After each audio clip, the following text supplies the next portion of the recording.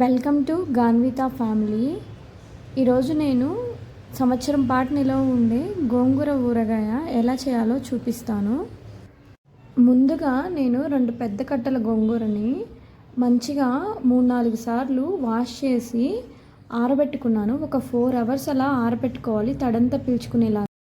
ఒక ప్యాన్ తీసుకొని ఆ ప్యాన్ వేడెక్కిన తర్వాత కొంచెం ఆయిల్ వేసుకోవాలి. మనం ఎప్పుడైనా ఊరగాయలు పెట్టుకునేటప్పుడు వేరుశనగ నూనె మాత్రమే యూజ్ చేయాలి. ఆయిల్ వేడెక్కిన తర్వాత కొన్ని ధనియాలు వేసుకోవాలి. ధనియాలు వేసి వేయించుకోవాలి.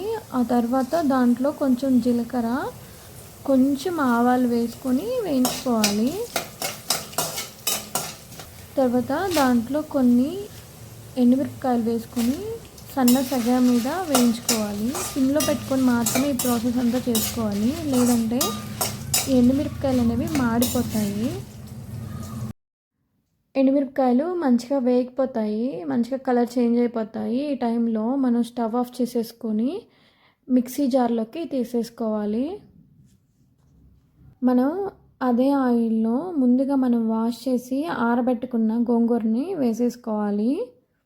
మనం సిమ్లో పెట్టుకొని గోంగూరని అంతా గరిటె తీసుకొని అంతా మిక్స్ చేసుకోవాలి.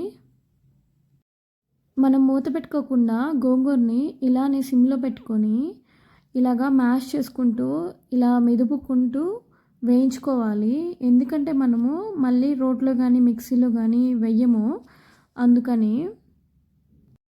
మన గోంగూర మంచిగా ఉడికిపోయింది మెత్తగా. ఇప్పుడు స్టవ్ ఆఫ్ చేసేసుకొని మనం ఈ గోంగూరని వేరే బౌల్లోకి తీసేసుకోవాలి.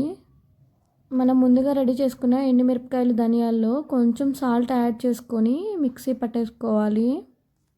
మనం అదే ఆయిల్లో తాలింపుకి 2 పచ్చిమిరపకాయలు, కొంచెం కరివేపాకు, కొన్ని తెల్లగడ్డలు, కొంచెం పసుపు యాడ్ చేసుకొని వేయించుకోవాలి. వేయించుకొని దాంట్లో గోంగూరని వేసేసుకొని దీన్ని ఒక 2 నిమిషాలు వేయించుకోవాలి.